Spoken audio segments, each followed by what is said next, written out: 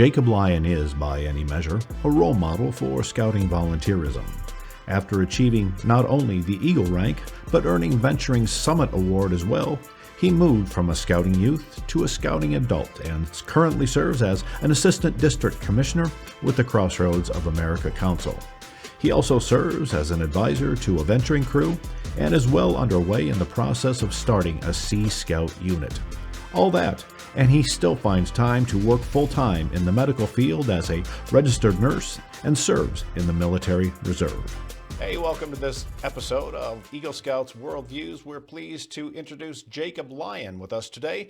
Jacob brings a unique twist to what we usually cover on our Eagle Scouts Worldview channel in that he's much younger than most of our guests. So his experience of being an Eagle Scout is not as rich in terms of the number of years, but certainly in the degree of involvement. He's an Eagle Scout from 2015, and he's also a Venturing Scout, earning his Summit Award in 2018. At this time, I'd like to introduce you to Jacob Lyon. Hello, Jacob. How are you today? I'm good, Mark. Thanks for having me on. We're really pleased to have you. I think we're going to get some unique perspective from you as we move through the interview. And I'd like to begin with just a basic, simple question. What does Eagle Scout mean to you at this point in your life today? Well, Mark, I earned my Eagle in 2015. I had started scouting as a wolf in second grade. I had brought home the flyer to my mom and said, hey, I really want to do this. So up until I got my Eagle, I was pretty over scouting, to be honest with you. I was ready to be done, and I made it known that as soon as I got my Eagle, I would be done with scouting. But as soon as I got that Eagle, and it kind of dawned on me the accomplishment and the meaning, it was really a catalyst that spurred me forward in the scouting movement. And I joined Order of the Arrow. I got on camp staff and served 4 years at Camp Cretenstein, our local camp here in Wabash Valley. I joined Venturing in 2016, ended up getting my summit in 2018, and I've since come back as adult leader, and it's an awesome experience. Yeah, I've spoken with a lot of Eagle Scouts before, and it seems that the energy was fairly consistent, driving them to the rank, and then they kind of lost interest, and a lot of times they kind of fade away. They get their rank award and they move on to other things. But it seems that the burst of energy happened to you after you earned the Eagle Award. Help me understand what that is all about. Well, Mark, I really don't know. It meant so much to me to get my Eagle, and I guess it really dawned on me the purpose of scouting and what scouting really meant. And I've been carrying that sentiment ever since I earned my Eagle, and doing my best to give back to scouting and still having fun along the way. Yeah, giving back to scouting. Now, as I've talked to you before, you said you took a couple of years off. A couple of years off after you started college, I guess, and took a couple of years back. But you've come back to scouting, not only in just an incredibly busy volunteer, contributing in lots of different ways. You're assistant district commissioner. You're involved with a venturing crew. You also have just completed college with a nursing degree. You're working at a local hospital in the emergency department. You're with the military reserves. How do you find time to pack all of this stuff into your life and keep a little bit of it tucked away for your personal life? You know, it's hard sometimes. You really gotta balance what's all going on. I'd say scouting definitely has to come last out of all those things. The military gets their dibs first, and then got to make a living at work. But I still find time to do scouting because it's important to me, and I feel like I'm really making a difference in the life of youth all across this area, um, especially with serving as an assistant district commissioner. It's really given me the opportunity to make a big impact, not just being directly involved with youth, but helping adult leaders put on the best program possible. And it's hard sometimes. I can't make it to everything, but I try and do the most I can where I can and when I can. And I think that I'm making an impact, and I want to keep doing that. I understand that you'll be an assistant district commissioner for another year or so, and then through a planned succession, you'll be probably stepping up to take over the district commissioner position, huh? And how much longer before that or after that will you find yourself as the council commissioner? I'm kind of wondering. Um, Uh, Hopefully, never. See, you just demonstrated something that a lot of people involved in scouting need to learn: the ability to say no to some things when they come along. That's respecting yourself as well. Um, when you consider that scouting has been awarding the Eagle rank for I think what was the first year? Is it 1913, 1914? The first Eagle Scout, Arthur Eldred, was awarded the Eagle rank. I'm not sure off the top of my head. Well, it's okay, but it's well over 100 years that Scouting has been awarding the Eagle rank to deserving individuals, and now both males and females. Um, but I'm kind of wondering, as I talk to other Eagle Scouts, and my own experience, it was back a few years, back well before a lot of the technology and social media and connectedness that occurs. What advice would you give a person right now? Because you pretty much you came through that same era of connectedness and the like. In addition to youth today seem to be far busier with school and church related activities, and they're just incredibly busy people. What advice would you give someone on the road to Eagle today to keep their to keep their focus on meeting not only the requirements to achieve their Eagle, but to make sure they're taking care of the rest of their lives as well? I would give the advice that you should make scouting a priority. It shouldn't be the last activity on the chopping block. You learn a lot of valuable lessons in scouting, and you make some great friends along the way and get some awesome experiences. I've personally gone to West Virginia a couple times now to the Summit Bechtel Reserve, and that was an awesome experience. Awesome accomplishments from earning awards through scouting, and there's so much to this program uh, that I think a lot of people don't see. They don't get involved in the older youth programs like venturing, like Sea Scouts, like exploring. There's so much more than just wearing a tan shirt. And I think don't just stop at Eagle. Set yourself higher and really take full use of this program. So let me ask you a couple questions about how you've made full use of the program. If we look at what you're doing right now with not only you're volunteering at a fairly high level with scouting, but in working in the medical field, the nursing field, in the military. Did you find that your experience in scouting helped pave the way for your work in these other areas? Did you build skills back then that you're using today in those applications?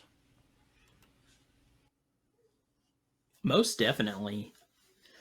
Scouting was what really set me on the path to medicine. I spent my first summer at working on camp staff teaching first aid merit badge, and I really loved it. From there, I joined the National Guard as a medic, and the rest is kind of history. But I've learned so many skills from being in the outdoors to responsibility and leadership that I've really taken with me that I use in my everyday life. I'm kind of wondering, when you consider working at 4 summers on camp staff, what positions, staff positions did you hold, by the way? My first 2 summers, I was a scoutcraft counselor in our scoutcraft area where we were teaching the basic scout skills. Then my third summer, I was the Eagle Challenge director, which was teaching Eagle required merit badges. And then my last summer, I was the health officer. Okay, so you work pretty directly with lots of Eagle Scouts through your camping experience, summer camp. Are you doing any mentoring of those on the Eagle path these days? Not really currently. I'm about to start a new unit, so I will be a lot more heavily in the direct leadership of youth role. Right now, I'm kind of on the sidelines as a associate advisor for a crew, making things happen there, and then in my district role as the assistant district commissioner, pretty much behind the scenes, making things happen for adult leaders and you know doing the commissioner work.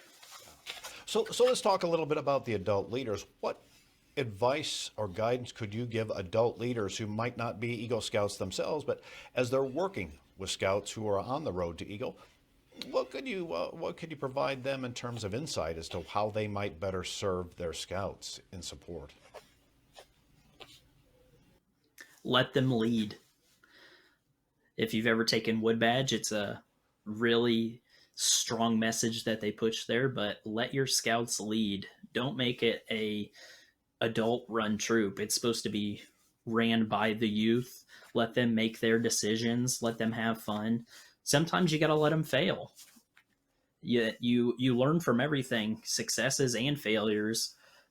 Just be there to help pick them back up, and don't let them go too off the rails. You got to provide some guidance every once in a while, but let them lead, let them have fun. It's not all about getting the requirements and getting to Eagle. You got to have fun along the way. Not everything needs to be a check off in the book, of requirements. And don't just push the narrative of getting Eagle and being done. There shouldn't be aging out. Programs in the BSA go all the way up to 21. Just because you're not wearing a tan shirt anymore doesn't mean you can't take full use of this program.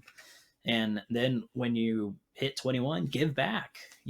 Get back into a leadership role, and there's still fun that you can have. I've been to Wood Badge and I've been to Powderhorn. Both of them were fantastic courses that I took as an adult leader. Had tons of fun, met great people. I mean, in Powderhorn, we went all the way to Wisconsin, and we were rock climbing and scuba diving. I've been to Sea Badge and at the summit met great people there too. It's just there's so much more to this program than people know, and they don't take full use of it. Yeah, yeah. I'm particularly impressed that you're wearing a uniform today because you can learn a lot about somebody from just looking at their uniform. And one thing that's caught my attention that I'm aware of, but I got an idea that a lot of people are going to be watching this program have never even heard about before, is the patch on your right pocket. The firecrafters. Yes. Yeah. No, yeah, yeah. Oh, that's right. I have this patch here. I wonder could you spend just a couple of minutes talking about what Firecrafters is to inform folks that might not be aware of that program? Sure. Firecrafter is a program that's only in the Crossroads of America Council.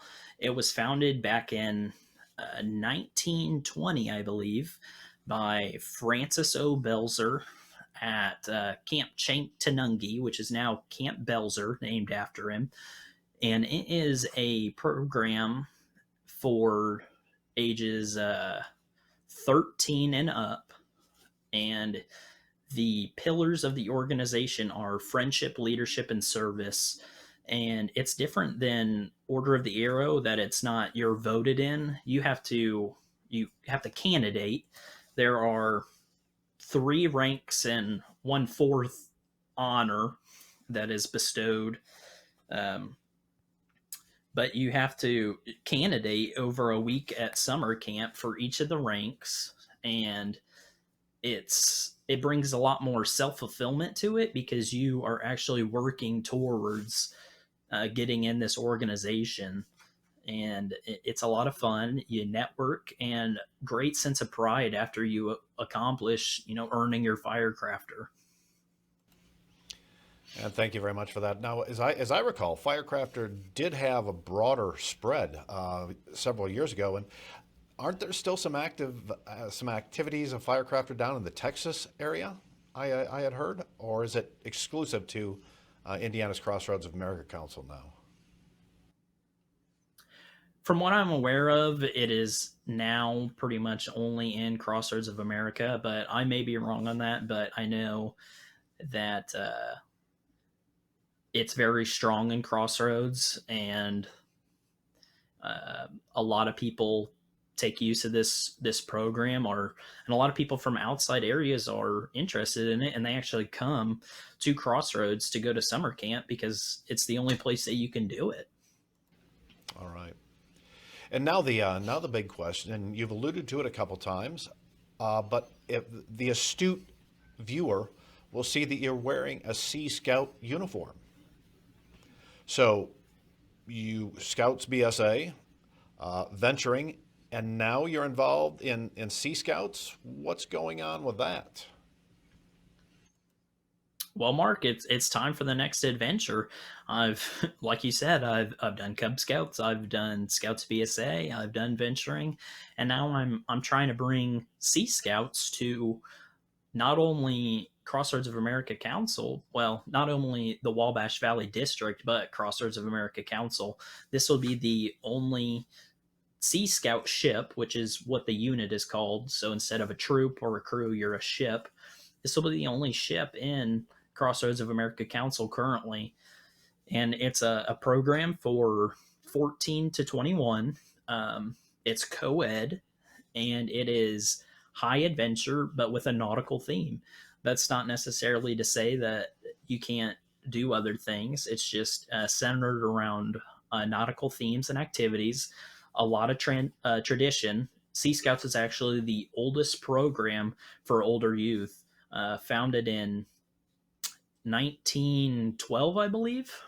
And I think it's going to be a lot of fun. And we're currently working on getting Ship 77 off the ground here in the Wabash Valley, hoping to hold our first meeting in early February. Yeah, I know you're a native of the Wabash Valley Council. So you realize that you can turn a full 360 degrees and any direction. You won't see a lot of water. Isn't Sea Scouting based on water? How can a Sea Scout ship exist in a place that is notoriously lacking in large bodies of water? Well, Mark, I think that's a common misconception that you can't have Sea Scouts in landlocked areas. We have plenty of waterways in this area, meaning rivers, creeks, and lakes, that we can take full use of canoeing, kayaking, paddleboarding, and even small boat sailing. And that's what our area of emphasis is going to be with Ship 77. Is we're going to focus on small boat paddlecraft, scuba diving, advanced leadership, and shooting sports for our youth. There are plenty of successful Sea Scout ships in landlocked areas, especially over in St. Louis, in Colorado. They're just all over the country, and I'm really looking forward to bringing this program to Crossroads of America Council. So you've added yet another helping of something on your already busy plate.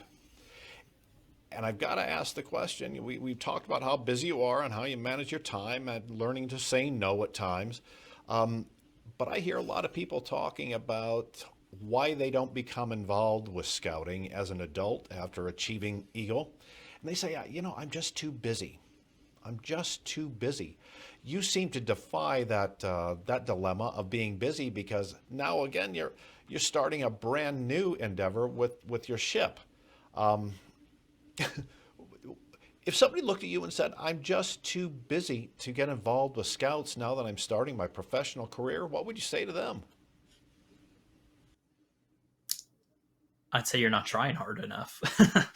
um, especially with my career field, I'm not going to be able to make it to everything, but especially with starting this new unit, I've pulled in some fantastic leaders from across the Wabash Valley to assist me. I might not be able to be at every meeting or every outing, but I can still make a difference in the lives of these youth. And I would say that to any other uh, Eagle that has since aged out of the program. There are scouts that could really use you, and you don't have to be at everything.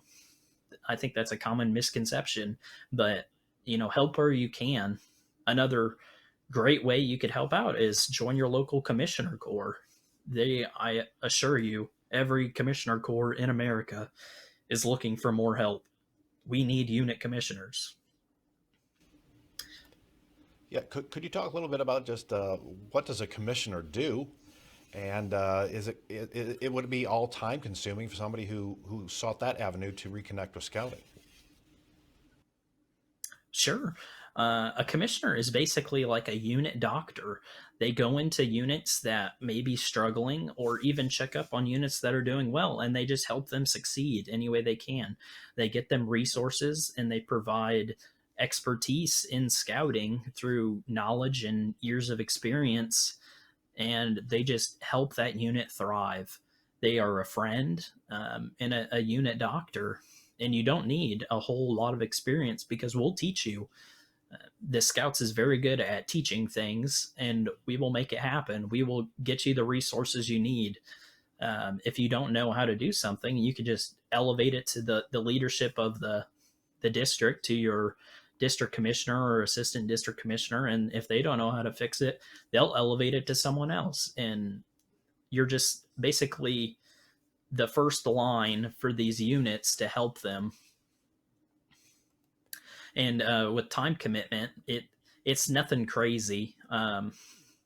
Here in the Wabash Valley, we do about an hour of training a month. We meet as a commissioner corps, and then we ask each unit commissioner to check up on their units. They can do that how they see fit. We'd love it if they go to meetings and be there in person, but even a text or phone call will do. So it sounds to me like a commissioner position would be an excellent opportunity for people to become involved, but not to be overwhelmed. So for those people who say, "I just don't have time," maybe a commissioner route would be a really choice opportunity for them to contribute to scouting on a high impact way, but not sell their soul. I like that. I I'd like have to agree, Mark.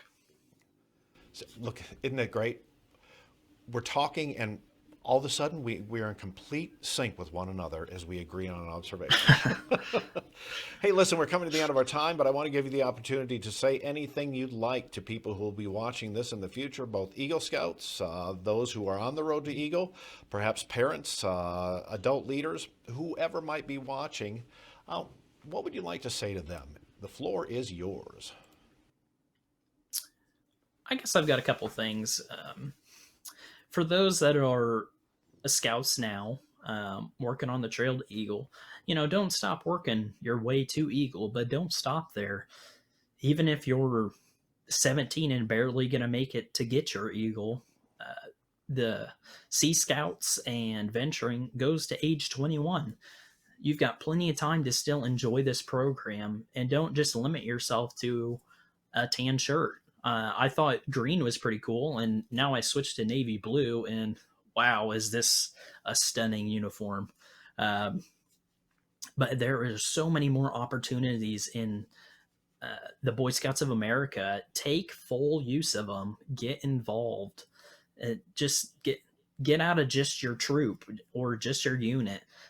Get into programs like Firecrafter or the Arrow and Network. Get into Sea Scout ships and crews. And if you don't have any in your area, make them. It's a lot of work to get a unit off the ground, but it's worth it. I've been part of 2 new units. This will be my second. I was a founding member of Crew 38 as a youth and had the opportunity to serve as president. And it was an awesome experience. I got a lot of leadership out of that role, and it was some of the most fun I've had in scouting. And then to the people that are over 21, give back to scouting. Scouting has probably done so much for you as it has for me, and there's so many avenues you can go to give back to this organization. um, like you could be a unit leader, but another role you can have is as a unit commissioner, and just give your time when you can and help out units. And as a model, you're just a stunning example of what people can do by giving back to scouting. So on behalf of Eagle Scouts Worldviews, on behalf of the scouting community and the broader community, thanks for all you do in giving your time selflessly to scouting and the development of young people across the nation. So thank you very much for your time today. Now we'll close this episode of Eagle Scouts Worldviews and let you get back to your work. And with that, folks, we'll thank you for joining this episode, and we'll see you again for our next episode. Bye now.